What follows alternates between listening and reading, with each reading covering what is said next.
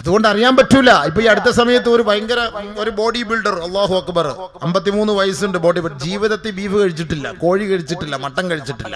നമ്മളൊക്കെ പറയും മട്ടൻ കഴിച്ചിട്ട്, കുട്ടൻ കഴിച്ചിട്ട്, ബീഫ് കഴിച്ചിട്ടൊക്കെയാണ് ഈ അറ്റാക്ക് വരുന്നത്, കൊഴുപ്പ് കയറി പിടിച്ചെന്നൊക്കെ. സസ്യാഹാരം മാത്രം, വെണ്ടക്കായും വഴുതനങ്ങായും ആ സാമ്പാർ വിട്ട് കലക്കി കലക്കി കലക്കി കലക്കി കുടിച്ചവനാണ് അവസാനം അറ്റാക്ക് വന്ന് മരിച്ചു കഴിഞ്ഞ മാസത്തിൽ. ബോഡി ബിൽഡർ, സസ്യാഹാരി, മാംസാഹാരി അല്ല. ഇതൊന്നും വലിയ കാര്യമൊന്നുമില്ല. ഈ അടുത്ത സമയത്ത് ഒരു യോഗ ചെയ്യുന്ന ഒരു ശൈത്താൻ മരിച്ചു.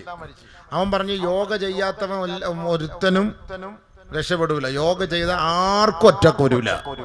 യോഗ ചെയ്യാത്തവൻ അറ്റാക്ക് വരും, യോഗ ചെയ്താൽ ജീവിതത്തിൽ അറ്റാക്കേ വരൂല എന്ന് പറഞ്ഞ ഒരു യോഗാചര്യൻ കഴിഞ്ഞ മാസം 39 വയസ്സേ ഉള്ളൂ, അറ്റാക്ക് വന്ന് മരിച്ചു. അയാളെ പഠിപ്പിച്ചെടുക്കുന്നത്. അയാളുടെ 2 കാല് മുകളിലായിരിക്കും, 2 കൈ താഴെയായിരിക്കും, എപ്പോഴും യോഗയിലായിരിക്കുക. മലക്കുൽ മൗത്ത് അതിൻ്റെ ഇടയ്ക്ക് കൂടെ കയറി വന്ന് ഒറ്റപ്പിടി ഇതാ കിടക്കുന്നത്.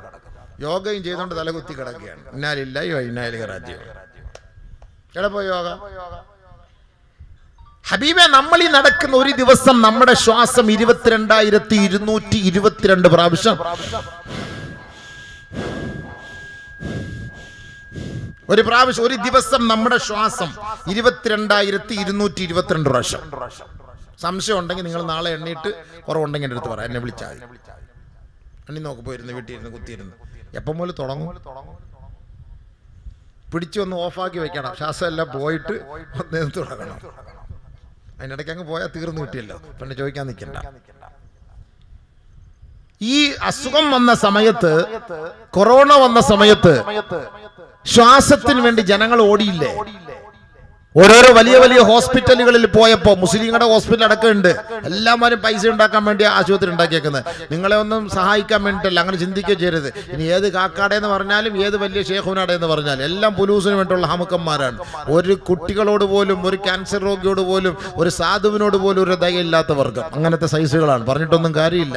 അവർക്കൊക്കെ എതിരെ ദുവാറുന്ന രക്ഷയുള്ളൂ, വേറെ മാർഗമൊന്നുമില്ല. ഒരു ഓപ്പറേഷൻ ചെയ്യാൻ പോയാൽ വീട് എഴുതി വെക്കേണ്ടി വരും. എങ്ങനെ ആശുപത്രി പോകും? കൊറോണയ്ക്ക് ശ്വാസം കിട്ടാതെ പോകുമ്പോ ആദ്യം പറയുന്നത് 3 ലക്ഷം എടുത്തു വെച്ചാൽ ഞങ്ങൾ അങ്ങോട്ട് കയറ്റാന്ന്. 3 ലക്ഷം. അതെപ്പോ അകത്തോട്ട് കയറ്റാൻ കയറി കഴിഞ്ഞിട്ട് പിന്നെ ബാക്കി. ഇന്നലെ ഒരാള് തിരുവനന്തപുരത്തെ പ്രശസ്തമായ ഒരു ഹോസ്പിറ്റലിൽ നിന്ന് എന്നെ വിളിക്കുന്നു. എൻ്റെ വാപ്പ ഹോസ്പിറ്റലിൽ കിടക്കാൻ ഉസ്താദെ ദുആ ചെയ്യണം. നമസ്കാരമൊക്കെ എന്താ പറ്റി? ഞാൻ ചെറിയ അസ്വസ്ഥതയാണ്, 80 വയസ്സായി കൊണ്ടുവന്നു. ഞാൻ 80 വയസ്സൊക്കെ ആണെങ്കിൽ എന്തിനാ അങ്ങോട്ട് മെഡിക്കൽ കോളേജിൽ കൊണ്ടുപോയി കൂടെ? എല്ലാം കൊണ്ടുവന്ന് ശരിയാകുമെന്നൊക്കെ വിചാരിച്ചു. ഇപ്പോൾ എത്രയായി? 2 ലക്ഷം രൂപയായി. എത്ര ദിവസമായി? 1.5 ദിവസമായി. ഇനി കുഴപ്പമില്ല, 2 ലക്ഷം കൂടെ കൊടുത്തു. ഞങ്ങൾ പള്ളിക്ക് ചോദിച്ചാൽ കൊടുത്തില്ലല്ലോ, അവിടെ ഇരിക്കട്ടെ, എല്ലാം കൊടുത്തിട്ടാൻ പറഞ്ഞു. അങ്ങനെ തന്നെ ഞാൻ പറഞ്ഞു കേട്ടോ. ഞാൻ ഒരു സാധുവായ ആൾ, തരുന്ന ആളെ കൊടുക്കുന്ന ആളാ. ചോദിച്ചാൽ പറയാ ഇപ്പൊ പൈസ ഇല്ലാക്കാനാകില്ല. അവസാനം ഇപ്പൊ കൊടുക്കാൻ കാശ് വന്നില്ലേ? സംഭവം വന്നില്ലേ? 2 ലക്ഷം രൂപയായി. അപ്പൊ എൻ്റെ പറയാ, തൊട്ടടുത്ത് ഞങ്ങളുടെ റൂമിൽ, ഞങ്ങൾ വലിയ സുഹൃത്തുക്കളാണ് കേട്ടോ, അതുകൊണ്ട് ഞാൻ അത്രയും രീതിയിൽ പറയാതെ കളിയാക്കാനല്ല, ഞങ്ങൾക്ക് അത്രയ്ക്കുള്ള ഒരു ബന്ധമുള്ളത് കൊണ്ട്, എടാപോടാ ബന്ധം. അപ്പൊ തൊട്ടടുത്തൊരു റൂമിൽ ഒരാൾ കിടക്കുന്നു. 14 ദിവസമായി വന്നിട്ട് 25,16,000 രൂപയായി ബില്ല്. കുറച്ച് ചോദിച്ചിട്ട് കുറയ്ക്കുന്നില്ല. എന്നിട്ട് അവർ പറഞ്ഞു 16,000 രൂപ ഭക്ഷണത്തിന്റെ, ഫുഡിന്റെ ബില്ല്. അതുപോലും കുറയ്ക്കാൻ വേണ്ടി അതുപോലും കുറച്ച് കൊടുത്തില്ല. അവരുടെ കിടക്കുകയാണ്, ബില്ലടയ്ക്കാൻ വയ്യാതെ. 25,4 കോടി രൂപ. എന്നിട്ട് ഞാൻ ചോദിച്ചു അസുഖം മാറിയോ? എവിടെ മാറാ? വന്നതുപോലെ തന്നെ. ചിന്തിച്ചു നോക്കിയ സുഹൃത്തുക്കളെ, നമ്മൾ അള്ളാഹെ കുറിച്ച് എന്താ ചിന്തിച്ചത്? അള്ളാഹു നമുക്ക് തന്ന ശരീരത്തിന്റെ ആ ഒരു അവയവത്തിന് ഒരു ചെറിയൊരു ന്യൂനത വന്നപ്പോ ഈ നാട്ടിലെ ഡോക്ടർമാരിടുന്ന വില കണ്ട. ഈ കൊറോണ വന്ന സമയത്ത് എറണാകുളത്തെ ഏറ്റവും പ്രശസ്തമായ ഒരു ഹോസ്പിറ്റലില് ഒരു തങ്ങള് കുടുംബത്തിലെ ഒരു ഉമ്മ അഡ്മിറ്റ് ചെയ്തു. പണക്കാട് കുടുംബത്തിൽപ്പെട്ടത് തന്നെയാണ്. 1.25 കോടി രൂപയായി ബില്ല്. 1.25 കോടി രൂപ. 10 ലക്ഷം രൂപ കുറച്ചു കൊടുക്കാൻ വേണ്ടി MLA-മാരടക്കം അവിടെ ബന്ധപ്പെട്ടു. 1 രൂപ പോലും കുറച്ചു കൊടുത്തില്ല. ആള് മരിക്കുകയും ചെയ്ത് 1.25 കോടി അടയ്ക്കുകയും ചെയ്തു. നല്ല വായ്തയുണ്ട്. ചിന്തിച്ചു നോക്കി, ഇതൊക്കെ ഒരു ബിസിനസ് അല്ലേ? ഈ കൊച്ചു കുഞ്ഞുങ്ങളുടെയൊക്കെ പേരിൽ കുന്നുംപുറത്തിനെല്ലാം കൊണ്ട് ഇതേപോലെയൊക്കെ നമ്മൾ ഇങ്ങനെ പരസ്യം കൊടുത്ത് ഹോസ്പിറ്റലിൽ കൊണ്ടുപോകണം എല്ലാവരെയും. 2 കോടിയുടെ 3 കോടിയുടെ 30 കോടി. ഈ പാവപ്പെട്ടവക്കൾ ഈ തേച്ചും ബീച്ചും ഒക്കെ ഉണ്ടാക്കുന്ന പൈസ, ഈ കഷ്ടപ്പെട്ട് ഉണ്ടാക്കുന്ന പൈസ, ഈ വിയർപ്പൂറ്റി ഉണ്ടാക്കുന്ന പൈസ, ഇതൊക്കെ ആ കുഞ്ഞുങ്ങൾക്ക് വേണ്ടിയൊക്കെ നമ്മളിങ്ങനെ അയച്ചയച്ചു കൊടുക്കും. ഈ 5 കോടി 7 കോടിയുടെ ഒക്കെ എന്ത് ചികിത്സയാണ് ഹബീബേ? 7 കോടി 8 കോടിയുടെ ഒക്കെ ചികിത്സകൾ. എന്നാൽ വലിയ വലിയ കോടികൾ ലക്ഷങ്ങൾ വാങ്ങുന്ന ഡോക്ടർമാരുണ്ടല്ലോ, അവർക്കതൊന്നും ഞങ്ങൾക്ക് ഇതിന്റെ ഫീസ് വേണ്ട, അല്ലെങ്കിൽ അവിടുത്തെ ഇതിന്റെ ഹോസ്പിറ്റലിന്റെ തലവന്മാർക്ക് പറയാം നമുക്ക് അതിന്റെ ഒരു ലാഭവിഹിതവും വേണ്ട എന്ന് വെച്ചൂടെ. എന്ന് വെച്ചാൽ എത്രയോ കുട്ടികളെ രക്ഷപ്പെടുത്താൻ കഴിയും? ആരെങ്കിലും അങ്ങനെ ചെയ്യോ? ഇതൊരു ബിസിനസ്സാണ്, ഇതൊരു ബിസിനസ്. ഇത്ര കോടി വേണമെന്ന് ആദ്യമേ നിശ്ചയിക്കുകയാണ്, ആദ്യമേ തീരുമാനിക്കുകയാണ്. ആര് ചോദിക്കാൻ? അവസാനം എന്താ സംഭവിക്കുന്നറിയോ? 6 മാസം കഴിയുമ്പോൾ ഇന്നാ ലില്ലാഹി വ ഇന്നാ ഇലൈഹി റാജിഊൻ 3 കോടി പോയാ. വലിയൊരു മെഡിക്കൽ കോളേജിൽ ഒരു കുട്ടി, കരുനാപ്പുള്ള ഒരു കുട്ടിയാണ്, 10 വയസ്സുള്ള ഒരു കുട്ടി, മജ്ജ മാറ്റി വെക്കാൻ വേണ്ടി പോവാണ്. 1 കോടി രൂപ ഞാൻ പറഞ്ഞു, ദയവേച്ച് നിങ്ങൾ മാറ്റി വെക്കരുത്, ഇതൊക്കെ വെറുതെയാണ്. നിങ്ങൾ പറയും ഇല്ല ഉസ്താദ് എന്റെ മോനെ എനിക്ക് വേണം. ഞങ്ങൾ പറഞ്ഞു മാറ്റി വെക്കരുത്, അള്ളാഹു ഉദ്ദേശിച്ചത് ഇല്ലെങ്കിൽ നിങ്ങൾക്ക് അടുത്ത കുട്ടിയെ നിങ്ങൾ എന്തിനാ ടെൻഷൻ അടിക്കുന്നത്? നല്ലൊരു മോൻ, കാണാൻ എന്ത് രസം, 10 വയസ്സ്, ഞാൻ പോയി കണ്ടതാണ്. അവൻ വീട് സ്ഥലവും വിറ്റ് 1 കോടി രൂപ 10 ലക്ഷം രൂപ എന്തോ ടാറ്റ കൊടുത്തു, 1-10 ആയി, എല്ലാം ചെയ്ത് 3 മാസം കഴിഞ്ഞപ്പോൾ ഇന്നാ ലില്ലാഹി വ ഇന്നാ ഇലൈഹി റാജിഊൻ സംഭവം. അപ്പൊ അള്ളാഹ്ക്ക് ഏറ്റവും കൂടുതൽ ഇഷ്ടം അള്ളാഹ് ആദ്യം പുകഴ്ത്തണം, എന്നാലേ ദുആ സ്വീകരിക്കുള്ളൂ. രണ്ടാമത് അള്ളാഹു നമുക്ക് ചെയ്തു തന്ന അനുഗ്രഹങ്ങൾ എടുത്തു പറയണം. പടച്ചവനെ നീ എനിക്ക് ആഫിയത്ത് തന്നു, കണ്ണ് തന്നു, ആരോഗ്യം തന്നു, സമ്പത്ത് തന്നു, വീട് തന്നു, വണ്ടി തന്നു, ഇതെല്ലാം നിന്റെ കഴിവാണ് പടച്ച റബ്ബേ. അള്ളാഹുവേ നിന്റെ ഔദാര്യമാണ് റബ്ബേ, അള്ളാഹുവേ നിന്റെ അലങ്കാരമാണ് റബ്ബേ, ഇതൊന്നും എന്റെ കഴിവല്ല അല്ലാ. ആരാണോ ഖാല ഇന്നമാ ഊതീതുഹു അലാ ഇൽമിൻ ഇൻദി, എന്റെ കഴിവ് കൊണ്ടാണ് എന്ന് ആരാണോ പറഞ്ഞത്, അവരെല്ലാം പരാജയപ്പെട്ട ചരിത്രമാ. പരിശുദ്ധമായ ഖുർആനിലൂടെ നമുക്ക് തെളിവുകൾ നിരത്താം. ഖാറൂൻ പോലും പറഞ്ഞില്ലേ, ഖാറൂൻ പറഞ്ഞില്ലേ, ഹാമാൻ പറഞ്ഞില്ലേ, സൂറത്തുൽ കൗഫിലെ ആ 2 പേരുടെ ചരിത്രത്തിൽ ഒരാൾ പോലും പറഞ്ഞില്ലേ എന്റെ കഴിവാണ്, എന്റെ പരിശ്രമ ഫലമാണ് ഇതെല്ലാം ഞാൻ ഉണ്ടാക്കിയത്, ഇതൊന്നും നിനക്ക് തരാനുള്ളതല്ല എന്ന് പറഞ്ഞവനെ അല്ലാഹു സുബ്ഹാനഹു വ തആല മുരടോടുകൂടി ഈ ദുനിയാവിൽ നിന്ന് പറിച്ചെടുത്ത ചരിത്ര പാരമ്പര്യമാണ്. ഫറോവ പറഞ്ഞില്ലേ തജ്രി മിൻ തഹ്തി അൽ അൻഹാർ, ഏ മൂസയുടെ ജനങ്ങളെ, ഏ മിസ്രിലെ മക്കളെ, ഈ നൈൽ നദി ഒഴുകുന്നത് ഈ ഫിർഔൻ എന്ന് പറയുന്ന ഈ രക്ഷിതാവ് നിങ്ങളുടെ ദൈവത്തിന്റെ കാലിന്റെ അടിയിലൂടെയാ എന്ന് പറഞ്ഞ ഫറോവയെ ആ വെള്ളത്തിലിട്ട് അല്ലാഹു മുക്കിക്കൊന്നില്ലേ. ഈ ഭൂമിയിൽ അഹങ്കരിച്ചവരെ വെച്ചു പുലർത്തിയ ഒരു ചരിത്രവുമില്ല. ആദ്യം പഠിച്ചു വെച്ചോ. അതുകൊണ്ട് നമ്മൾ അള്ളയോട് പറയണം, അല്ലാ ഈ വണ്ടി തന്നത് നീയാണ് പടച്ചവനെ, ഈ ആരോഗ്യം തന്നത് നീയാണ് പടച്ചവനെ, ഈ പൈസ തന്നത് നീയാണ് പടച്ചവനെ, എനിക്ക് മക്കളെ തന്നത് നീയാണ് അല്ലാ.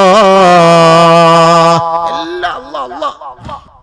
കുല്ലുൻ അല്ലാ, കുല്ലും ബില്ലാ, കുല്ലുൻ ലില്ലാ, എല്ലാം അല്ലാ നീയാണ് എനിക്ക് തന്നത് അല്ലാ. അത് അല്ലാഹുവിന് ഇഷ്ടമാണ്, അത് അല്ലാഹുവിന് ഇഷ്ടമാണ്. അങ്ങനെ പറയണം, അല്ലാ നീയാണ് എനിക്ക് തന്നത്, അല്ല എന്റെ പണിയുണ്ടല്ലോ, എന്റെ കഷ്ടപ്പാടുണ്ടല്ലോ, അങ്ങനെ നീ പറഞ്ഞു നോക്കും. അങ്ങനെ നീ പറഞ്ഞിട്ട് ഇറങ്ങിപ്പോ ഒരൊറ്റ അറ്റാക്ക് വരും, തീർന്ന്. നീ ഒന്ന് പണിയെട്, നോക്കട്ടെ, നീ നിന്റെ പണിയൊന്ന് നോക്കട്ടെ, നീ ഒന്ന് പോടാ, നീ നോക്കട്ടെ, നീ വലിയ പറഞ്ഞു ഞാൻ അങ്ങ് ഓടിച്ചോണ്ട് പോകുന്നു, ഒന്ന് പോയി നോക്ക്. നടക്കൂല. അപ്പൊ നമ്മൾ ചിന്തിക്കേണ്ടത് എന്നറിയോ, ഇതൊന്നും നമ്മുടെ കയ്യിലല്ല ഈ വണ്ടി ഓടുന്നത്. അള്ളാഹു നമുക്ക് തന്ന ഈ നിഅമത്ത്, ആ നിഅമത്ത് അള്ളാഹുവോട് എടുത്തു പറഞ്ഞുകൊണ്ടിരിക്കണം എന്നും. അല്ലാഹ് റബ്ബി ഔസിഅനി അൻ അശ്കുറ നിഅമതക അല്ലതി അൻഅംത അലയ്യ വഅലാ വാലിദയ്യ വഅൻ അഅമല സാലിഹൻ തർളാ വഅദ്ഖിൽനി ബിറഹ്മതിക ഫീ ഇബാദിക സ്സാലിഹീൻ. മഹാന്മാരായ പണ്ഡിതന്മാർ പറയുന്നു, എല്ലാ വഖത്ത് നമസ്കാരത്തിന് ശേഷവും ഈ പറയപ്പെട്ട ദുആ ഒന്ന് സൂറത്തുൻ നംലിലുണ്ട്, മറ്റൊന്ന് സൂറത്തുൽ അഹ്ഖാഫിലുണ്ട്. സുബ്ഹിക്കും മഗ്രിബിനും 3 പ്രാവശ്യം വീതം പറയണേ, അല്ലാത്ത വഖത്തിൽ 1 പ്രാവശ്യം വീതം നിങ്ങൾ ഇത് പറയണേ. ഏത് ഞാനിപ്പോ ഓതിയ ദുആ, റബ്ബി ഔസിഇനി അൻ അശ്കുറ നിഅമതക അല്ലതി അൻഅംത അലയ്യ علي وعلى والدي وأن أعمل صالحا ترضاه وأدخلني برحمتك في عبادك الصالحين. മൂന്ന് ദുആ മഹാന്മാർ ഖുർആനിൽ നിന്ന് പഠിപ്പിക്കുന്നു. ഒന്ന് ഈ ദുആ. രണ്ടാമത്തെ ദുആ റബ്ബി അദ്ഖിൽനി മുദ്ഖല സിദ്ഖിൻ വഅഖ്രിജ്നി മുഖ്റജ സിദ്ഖിൻ വജ്അൽ ലീ മിൻ ലദുൻക സുൽത്താനൻ നസീറാ. ഇതും നിങ്ങൾ പറഞ്ഞോ. വിശദീകരിക്കണമെങ്കിൽ ഒരുപാട് സമയമെടുക്കും. മറ്റൊരു ദുആയും ഖുർആനിലെ ഒരു ആയത്ത് പഠിപ്പിച്ചു തരുന്നു. ഫഅഖിം വജ്ഹക ലിദ്ദീനി ഹനീഫാ ഫിത്രത്തല്ലാഹി അല്ലതി ഫതറൻ നാസ അലൈഹാ ലാ തബ്ദീല ലിഖൽഖില്ലാഹ് ദാലിക അദ്ദീനുൽ ഖയ്യിം വലാകിന്ന അക്സറൻ നാസി ലാ യഅലമൂൻ.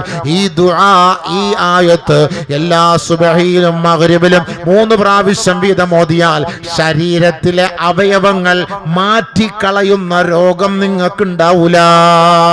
ലാ തബ്ദീല ലികലിമാത്തില്ലാഹ്. മഹാന്മാര് വെറുതെ പറയല്ലോ, ഇത് വെറുതെ പറയല്ല. ഇതൊക്കെ ഓതണം. സുബഹി കഴിഞ്ഞിരുന്ന് ഓതണം, മഗ്രിബ് കഴിഞ്ഞ് ഓതണം. ബാക്കി എല്ലാ വഖത്തിലും ഓരോ പ്രാവശ്യം ഓതണം. നമ്മുടെ ശരീരത്തില് കരൾ മാറ്റിവെക്കുന്ന രോഗം, കിഡ്നി മാറ്റിവെക്കുന്ന രോഗം, ഹൃദയം മാറ്റിവെക്കുന്ന രോഗം, ഇതൊന്നും നിന്റെ ശരീരത്തിൽ ഉണ്ടാവൂല. കാരണം അതിന്റെ അർത്ഥം അല്ലാഹുവേ, നീ എനിക്ക് തന്ന ആരോഗ്യം, നീ എനിക്ക് തന്ന നിഅമത്ത് നിന്റെ മാർഗത്തിൽ ചെലവ് ചെയ്യാൻ നീ എനിക്ക് ഭാഗ്യം നൽകണേ അല്ലാ. മഹാനായ ദാവൂദ് നബി അള്ളയോട് ചോദിച്ചതാ. സുലൈമാൻ നബി അലൈഹിസ്സലാം അല്ലാഹുവിനോട് ചോദിച്ചതാ. ഈ ദുആ പരിശുദ്ധ പ്രവാചകൻ സഹാബത്തിനോട് പഠിപ്പിച്ചു കൊടുത്തതാ. ആരാണോ ഇത് നമസ്കാര ശേഷം അല്ലാഹുവിനോട് ചോദിക്കുന്നത്, ശാരീരികമായി മാനസികമായി അവർക്ക് ഒരു ടെൻഷനും ഉണ്ടാവൂല. കാരണം ഖുർആൻ തന്നെ പറഞ്ഞിട്ടുണ്ട്, വനുനസ്സിലു മിനൽ ഖുർആൻ മാ ഹുവ ശിഫാഉൻ വറഹ്മത്തുൽ ലിൽ മുഅ്മിനീൻ. ശാന്തിക്ക് വേണ്ടി ഓടുന്ന മുഅ്മിനീങ്ങളെ, സമാധാനത്തിന് വേണ്ടി ഓടുന്ന സഹോദരാ, അല്ലാഹു പറയുന്നു, നിനക്ക് സമാധാനം വേണമോ? ഖുർആനിലേക്ക് നീ മടങ്ങി വാ. വനുനസ്സിലു മിനൽ ഖുർആൻ, ഖുർആനിൽ നാം അത് ഇറക്കിയിട്ടുണ്ട്. മാ, ഒരു കാര്യം, ശിഫാഉൻ, നിന്റെ ശരീരത്തിന്റെ രോഗത്തിനുള്ള മരുന്ന്, പരിഹാരം ഈ ഖുർആനിൽ ഞാൻ അവതരിപ്പിച്ചിട്ടുണ്ട്, ഇറങ്ങിയിട്ടുണ്ട്. നിങ്ങൾ അത് പോയി കഴിക്കണേ, ഉപയോഗിക്കണേ.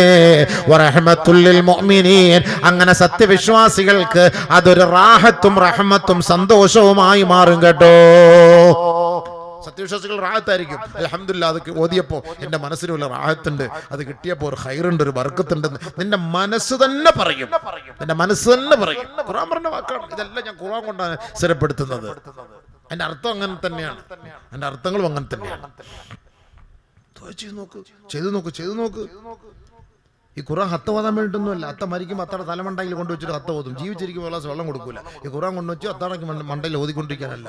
നിങ്ങൾ ഓതുമ്പോൾ നിങ്ങൾക്ക് ഗുണം കിട്ടും. ഖുൽ ഹുവല്ലാഹു അഹദ്, ചെറിയൊരു സൂറത്താണ്, എത്ര വലിയ ഫായിദ ഉണ്ടെന്നറിയുവോ? ഈ സൂറത്ത് ഓതിയിട്ട് ഒരാൾ മരിച്ചാൽ ലം യുഫ്തൻ ഫീ ഖബ്രിഹി വഅമിന മിൻ ലഗ്തതിഹി. നബിയുനാ റസൂലുള്ളാഹി തങ്ങൾ പറഞ്ഞില്ലേ, മൻ ഖറഅ ഖുൽ ഹുവല്ലാഹു അഹദ് അല്ലാഹു സമദ് ലം യലിദ് വലം യൂലദ് വലം യകുൽ ലഹു കുഫുവൻ അഹദ് ഫീ മറളിഹി അല്ലദീ യമൂത്. മരിക്കാൻ കിടക്കുന്നവരെ, രോഗബാധിതരായി കഴിയുന്നവരെ, അറ്റാക്ക് പിടിച്ച് ആശുപത്രിയിൽ പോകുന്നവരെ, ICUവിൽ കിടക്കുന്നവരുടെ ബൈസ്റ്റാൻഡുകളെ, ആ കിടക്കുന്ന രോഗികളോടൊന്നു പോയി പറയണേ, ഇഖ്ലാസ് സൂറത്ത് ഓതാൻ പറയണേ. റസൂലുള്ളാഹി തങ്ങളാണ് പറഞ്ഞത്. ആരാണോ ഇത് ഓതുന്നത്, അങ്ങനെ ഓതിയാൽ ആ അവസ്ഥയിൽ അവൻ മരണപ്പെട്ടാൽ ലം യുഫ്തൻ ഫീ ഖബ്രിഹി, അവന്റെ ഖബർ അവനെ വേദനിപ്പിക്കൂല. വഅമിന മിൻ ലഗ്തതിഹി, ഖബർ അവനെ ഞെരുക്കൂല. അപ്പോ നമുക്ക് മനസ്സിലാക്കാം, ഖബർ ഞെരുക്കും. ഇന്നലിൽ ഖബറിൽ ലമ്മാ. ആദരവായ റസൂലുള്ളാഹി തങ്ങൾ പോലും പറഞ്ഞില്ലേ, സഹാബത്തെ, ഖബറിന് ഞെരുക്കമുണ്ട് കേട്ടോ. വെറുതെ ഖബർ കാണുന്നവരാണ് മയ്യത്തുങ്കരയുടെ പരിസരത്ത് കൂടെ പോകുമ്പോൾ ആയിരക്കണക്കിന് കബറുകൾ നമ്മൾ കാണുമ്പോ നമ്മുടെ കണ്ണ് ഈറനണിയാറുണ്ടോ?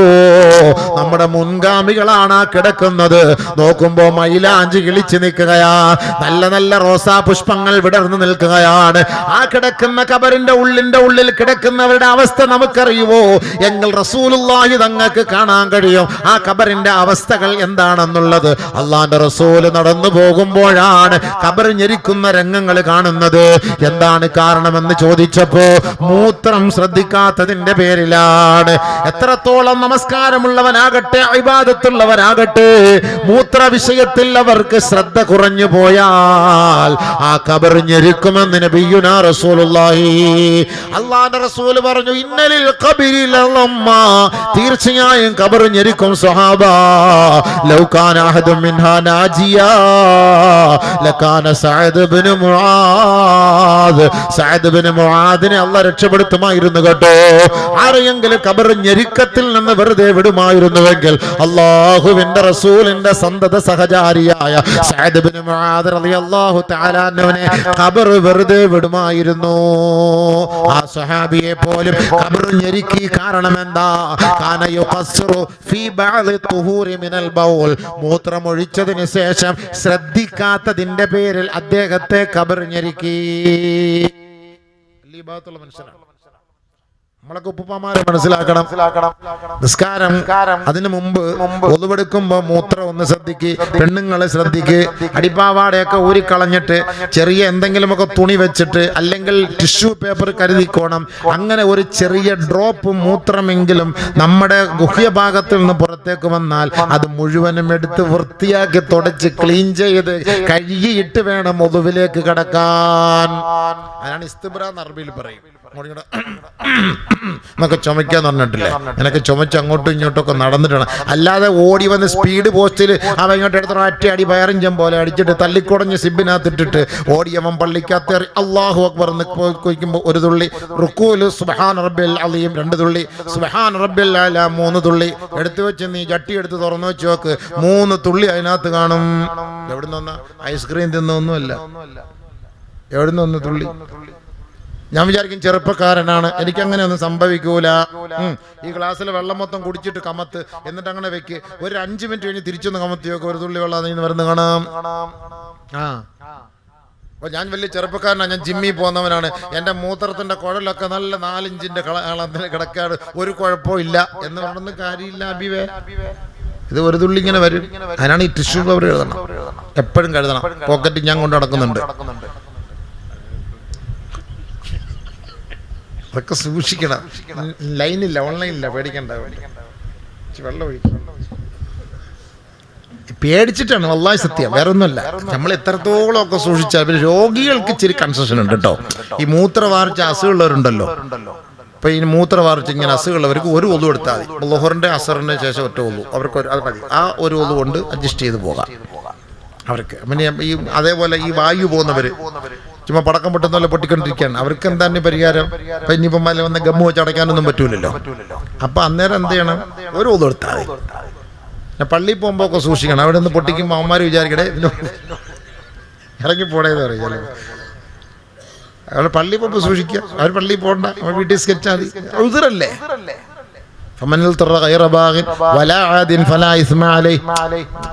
സാഹചര്യം ഇങ്ങനെയുള്ള സാഹചര്യത്തിലൊക്കെ നമുക്കത് പ്രശ്നമില്ല, മനസ്സിലായില്ലേ? രോഗികൾക്കെല്ലാം അള്ളാഹ് അഫ്വ ചെയ്യും. രോഗികൾക്ക് നിസ്കാരം വരെ ജമ്മാക്കാന്ന് വീട്ടിൽ കിടന്നിട്ട് ഇങ്ങനെ ഈ മൂത്രം അസുഖമുള്ളവർ, പിന്നീട് ഒതുകൊടുക്കൽ ബുദ്ധിമുട്ടുള്ളവർ, അപ്പോൾ ലഹറും അസറൊക്കെ അവർക്ക് ജമ്മാക്കാം, മഗ്‌രിബ് ഇശായും ജമ്മാക്കാം. കസറാക്കാൻ പറ്റില്ല, ജമ്മാക്കി നിസ്കരിക്കാം. സുഖമില്ല ഇങ്ങനെ കിടക്കുന്നവർ ലഹറിനോടൊപ്പം അസറും കൂടെ നിസ്കരിക്കാം. ഒരൊറ്റ ഒന്നുമില്ല, ഇപ്പോൾ എടുത്തു കൊടുക്കാനൊക്കെ ഉള്ള ബുദ്ധിമുട്ടുള്ളതുണ്ട്. അപ്പം മഗ്‌രിബിനും അങ്ങനെ നിസ്കരിക്കാം. അതൊക്കെ ഇസ്ലാം ഇന്ന യുസ്റുൻ ലാ ഉസ്റുൻ, ദീൻ എളുപ്പമാണ്. ദീൻ എന്ന് പറഞ്ഞാൽ വളരെ എളുപ്പമാണ്, നിങ്ങൾ ഉദ്ദേശിക്കുന്ന പോലൊന്നുമല്ല. പക്ഷെ സൂക്ഷിക്കേണ്ടതിന് നമ്മൾ സൂക്ഷിക്കണം. അതായി പറഞ്ഞത്, സൂക്ഷിക്കണം, നമ്മൾ സൂക്ഷിക്കണം. ആണുങ്ങളായാലും പെണ്ണുങ്ങളായാലും നമ്മൾ സൂക്ഷിക്കണം, അല്ലെങ്കിൽ ഖബറിൽ ശിക്ഷ ഉണ്ടാവും. ഇത് റസൂലുള്ളാഹി കണ്ടിട്ടാണ് മടലൊടിച്ചു കുത്തിവെച്ചത്. ഖബറിന്റെ മുകളിൽ മടലൊടിച്ചു കുത്തിവെച്ചതിന്റെ കാരണം അതാണ്, അത് സൂക്ഷ്മതയ്ക്ക് വേണ്ടിയിട്ടാണ്. അതുകൊണ്ട് നമ്മൾ കുറച്ച് ശ്രദ്ധിക്കണേ. മൂത്രമൊഴിക്കുമ്പോൾ നിന്ന് മൂത്രമൊഴിക്കരുത്, നല്ലതല്ല. റസൂലുള്ളാഹി അത് ഒരു പ്രാവശ്യം ഒഴിച്ചത് കണ്ടിട്ടാണ് ഇന്ന് എല്ലാ പള്ളിയിലും നിന്ന് മൂത്രം ഒഴിക്കുന്ന ക്ലോസറ്റ് പിടിച്ചു വെച്ചേക്കുന്നത്. അത് മൂത്രം നിന്ന് അതിനകത്ത് ഒഴിച്ചാൽ തന്നെ തെറിച്ച് ഇതിലെ പാൻറ്റിലൊക്കെ ആവും. അതൊക്കെ നമ്മൾ കാണാൻ മൂത്രം അത് ആ ക്ലോസറ്റിലോട്ട് ഒഴിക്കുമ്പോൾ ശബ്ദം കേൾക്കുമ്പോൾ തന്നെ അറിയാമല്ലോ പടച്ചവനെ റബ്ബെ ഓസ് തുറന്നു വിട്ട പോലെയാണ്. ഇവൻ രാവിലെ മുതൽ റൂമിൽ പിന്നെ ജോലിക്ക് കയറി ലൊഹർ വരെ പിടിച്ചടക്കിയിരിക്കും. ആ 3 കുപ്പി വെള്ളം കുടിക്കും. ഇത് മൊത്തം കൂടെ വന്ന് ബ്ലാഡറിൽ ടാങ്കിൽ വന്ന് കിടക്കുകയാണ്. ഇതെല്ലാം കൂടെ പൊട്ടിച്ചു വിടുകയാണ്. അവിടെ പോയി നിന്നടിക്കുമ്പോഴത്തേക്ക് എന്ന് പറഞ്ഞു വിടുന്ന മൊത്തം അതിനകത്ത് തെറിച്ചു വീഴും. അത്ര വലിയ ശിക്ഷ അത്. അന്ന് കക്കൂസി പോകണം. കക്കൂസി പോയിട്ട് ഫുള്ള് പാൻറ് അഴിച്ചിട്ട് അവിടെ റാഹത്തായിട്ട് ഇരുന്ന് പതുക്കെ ചുമച്ച് 1 റക്കാത്ത് തീരട്ടെ 2 റക്കാത്ത് തീരട്ടെ, പ്രശ്നമില്ല, നീ ഓടി വെപ്രാളപ്പെടണ്ട. അതിനേക്കാളും വലുതാണ് ശുദ്ധി. നിസ്കാരം ബാത്തിലാവും, ആകെ മൊത്തം പ്രശ്നമാകും. ഖബറിനകത്ത് ശിക്ഷയാണ്. ഈ സ്വഹാബി ഏറ്റവും വലിയ സ്വഹാബിയാണ്, അറിയപ്പെട്ട സ്വഹാബിയാണ്. 70,000 മലക്ക് ആകാശത്ത് നിറങ്ങി ഇദ്ദേഹത്തിന്റെ മയ്യത്ത് ചുമക്കാൻ. 70,000 മലക്ക്. അങ്ങനെയുള്ള സ്വഹാബിയെ ഖബർ ഞെരുക്കി. റസൂലുള്ളാഹി കണ്ടപ്പോൾ സുബ്ഹാനല്ലാഹ് അൽഹംദുലില്ലാഹ് സുബ്ഹാനല്ലാഹ് ഖബറൽ അസ്ഹാബു മഅഹു അല്ലാഹു അക്ബർ. റസൂലുള്ളാഹി തക്ബീർ ചൊല്ലിയപ്പോൾ സ്വഹാബത്തും ചൊല്ലി. റസൂലുള്ളാഹി തസ്ബീഹ് ചൊല്ലിയപ്പോൾ സ്വഹാബത്തും ചൊല്ലി. കാരണം എന്താണ്? റസൂലുള്ളാഹി തങ്ങളോട് സ്വഹാബത്ത് പോയി ചോദിച്ചപ്പോൾ പറഞ്ഞു വകാന യുഖസ്സിറു ഫീ ബഅദി തുഹൂരി മിനൽ ബൗൽ. മൂത്രത്തിൽ ശ്രദ്ധിക്കാത്തതിന്റെ പേരിലാ. നിങ്ങൾ ശ്രദ്ധിക്കണം കേട്ടോ. അത് തോഫിക്കട്ടെ, നിങ്ങൾ ശ്രദ്ധിക്കണം. ശ്രദ്ധിക്കാൻ വേണ്ടി പറഞ്ഞ നമ്മൾ തമാശ പറഞ്ഞാലും ശ്രദ്ധിക്കണം, ഇല്ലെങ്കിൽ ഖബറിൽ പ്രശ്നം. 2 ശിക്ഷ ഖബറിൽ ഉറപ്പാണ്. ബാക്കിയുള്ളതിനെ എപ്പോഴാ എങ്ങനെയാണെന്ന് പറഞ്ഞ ചർച്ചയുണ്ട്. 2 കാര്യം ഉറപ്പാണ്. ഒന്ന് ഈ ഏഷണി ദൂഷണം പരദൂഷണം. കണ്ടവന്റെ പന്നിയിറച്ചിയും പച്ചിറച്ചിയും തിന്നൂലേ, അതിന് ഖബർ ഇടി ഉറപ്പ്. 2ാമത് മൂത്രം, ഇതിന് ഇടി ഉറപ്പ്. ഈ 2 കാര്യത്തിൽ ഉറപ്പാണ്. ബാക്കിയൊക്കെ എങ്ങനെയാന്നുള്ളതൊക്കെ അത് വേറെ ചർച്ചയാണ്. എന്തായാലും കൊണ്ടുപോകുമ്പോൾ ഒരു ഞെരുക്കൊക്കെ ഉണ്ട് മോനെ, വിടൂല. അല്ലാ നല്ല സുഖമായിരിക്കും. കാമുകനെ ഞെരുക്കുന്ന പോലെ ഒന്നും അല്ല.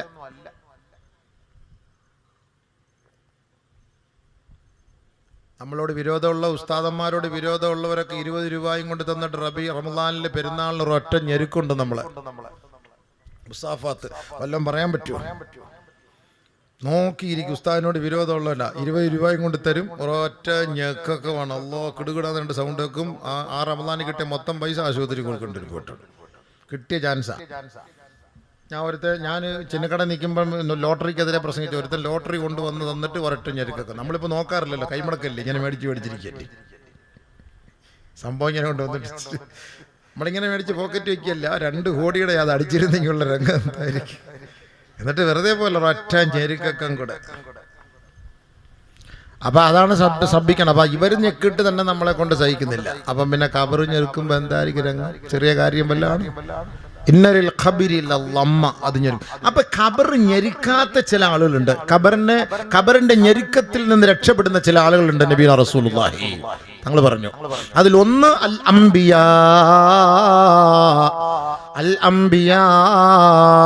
അംബിയാക്കളെ ഖബർ ഞെരുക്കൂല.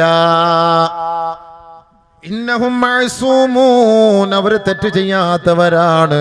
അവരെ ഖബർ വേദനിപ്പിക്കൂല. അവർക്ക് ഖബറിൽ ഫിത്നയില്ല, യാതൊരു പ്രശ്നം അവർക്ക് ഖബറിലില്ല.